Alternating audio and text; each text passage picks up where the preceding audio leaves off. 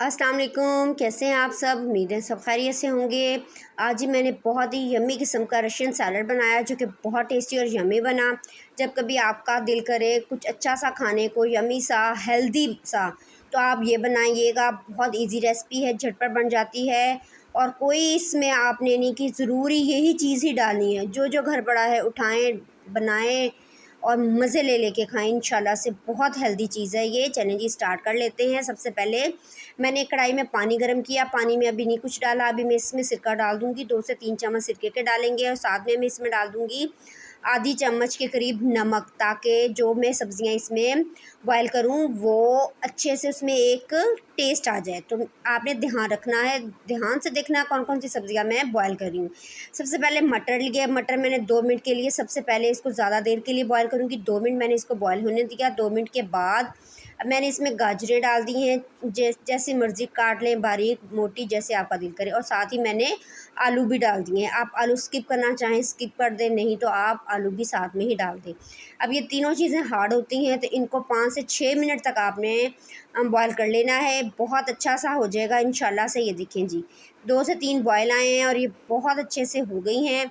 अब हम क्या करेंगे जी, इनको स्टेनर की मदद से इसको स्टेन कर लेंगे। इनको बाहर से, सब्जियों को बाहर निकालना है, ठीक है जी। साथ ही मैंने बाउल में ले लिया ठंडा पानी। अब मैं जैसे ये सब्जियां निकालती जाऊंगी इस ठंडे पानी में डालती जाऊंगी, ताकि इनका टेम्परेचर जो है नॉर्मल हो जाए और जब हम इसकी कोई ड्रेसिंग वगैरह करें तो वो मेल्ट ना हो, ख़राब ना हो। चलिए जी, अब मैंने इसमें डाल दिया है। फिर थोड़ी सी बंद गोभी कटी हुई, पत्ता गोभी जो होती है वो डाल दें। आपने दूसरे वाली डालनी तो वो डाल दें। तो ये इसको भी ज़्यादा देर तो इसको लगती नहीं है, बस इसको तकरीबन गिनती के 50 से 60 सेकंड डालें और फिर आप निकाल के इसको भी ठंडे पानी में डाल दें अच्छे से। अब मैंने जी उसी पानी में, नमक मिले पानी में, सिरके मिले पानी में, मैंने एक कटोरी डाल दी है मैकरोनी की। जिस शेप में आपके पास पड़ी है डाल दें, नहीं पड़ी तो कोई मसला नहीं, इसको आप स्किप भी कर सकते हैं। बॉयल होगी, मैंने छान के रख दी है इसको साइड पे। अब मैंने लिया जी मायोनीज़, ठीक है जी। आपके पास मायोनीज़ है तो वो डाल लें, क्रीम है तो वो डाल लें, और अगर गाढ़े वाला दही है तो वो डाल लें, जैसे आपका दिल करे। जो जो चीज़ें आपके पास रखी हूँ, ठीक है जी।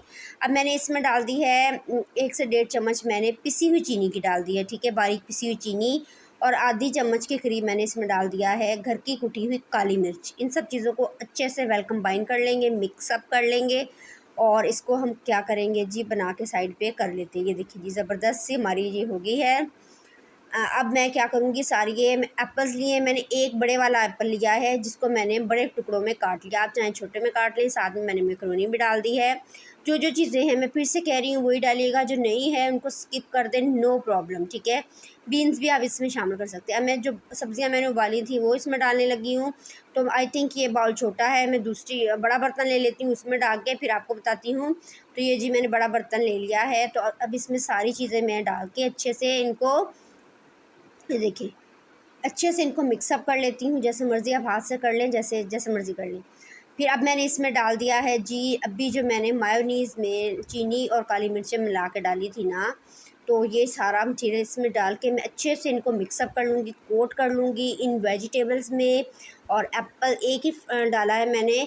आप चाहें तो इसमें अनार डालें, आप चाहे तो इसमें अंगूर डाल लें, आप चाहे तो इसमें अनानास डाल दें, आप चाहे तो इसमें कॉकटेल डाल दें, आप चाहे तो इसमें जो मर्ज़ी डालें, ठीक है जी।